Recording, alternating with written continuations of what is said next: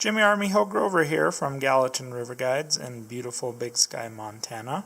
Today we'll be filming for you Harrop's CDC cluster midge, a great winter midge dry fly pattern that we fish quite a bit. It's a pattern I've personally fished for a lot of years. And it's basically a Griffith gnat with a white CDC wing on top of it. Makes it much easier to see for anglers than the standard Griffith gnat. And if you can't see your dry fly, you're going to have a hard time knowing when to set the hook. Here we have Denier 310. This is a straight eye hook. I chose this just to kind of improve your hooking odds by having that straight eye. And then we're going to start with some Vivus 8/0 here. You could even use a finer diameter thread if you have it or are comfortable with it. Just get started here at the eye, trim off the excess. Before I take my thread all the way back to the rear, I'm going to tie in a strand of some extra small silver wire here, just for a rib material. Lock that in, and then we'll advance my thread all the way to the barb of the hook. Next, we're going to secure in a couple strands of Peacock Herl for our body. I'm going to tie those in by the tip here. And then we'll advance our thread up towards the eye, leaving about a full eye length of bare shank left there. Then we're going to take our Peacock Herl and we're going to wind it forward, creating a nice little body. And I like smaller Peacock Herl for this purpose to get a more slender body. And then we'll tie that off around the eye, and then that broke right off. So you can see that, and I'll put a lighter background behind it just so you can get a better look at that. Next, I'm going to tie in a Grizzly hackle, and I've sized this. And for Griffith gnat, traditionally you would size your fibers to be 1.5 times the width of the gap.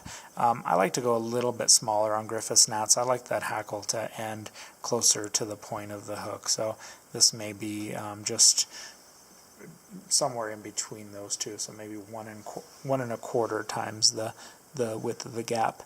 And I've already prepared this stem here, and I'm going to tie that off here right behind the eye with the convex side of the feather facing forward. And for now I'm going to leave that piece of excess stem in case I lose this hackle as we go, as we wrap towards the rear.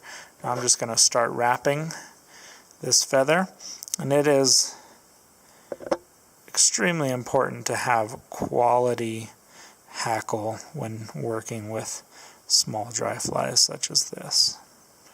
And it's also very helpful to have good lighting and good eyes, which I don't have the best of in this particular moment. I'm going to wrap that all the way up to my silver wire. Then I'm going to switch hands, grab my silver wire with my right hand and lock that hackle in. And then I'm just going to wind through this hackle and get maybe about 4 or 5 wraps of ribbing. And then lock that in at the eye of the hook. Now everything should be secure, and we can trim off excess. So trim off the hackle here. Trim off our wire, which I will do with my scissors because this is extra fine wire, and I'll trim off that bit of stem. And I'm going to push my thread back a little bit away from the eye, and then I'm going to prepare a single CDC feather. Depending on how thick your feather is, you could maybe do this with 2 feathers. We're going to size that up there, and we want the wing to be the length of the the shank, switch off to my left hand, lock that in with a couple wraps of thread, and then we're going to pull this back, get a wrap of thread in front, and now we can whip finish behind the eye and in front of the butt end of the CDC. I don't want to build a really big head, so I'm only going to do 3 wraps in this case. Pull that down, trim my thread off close,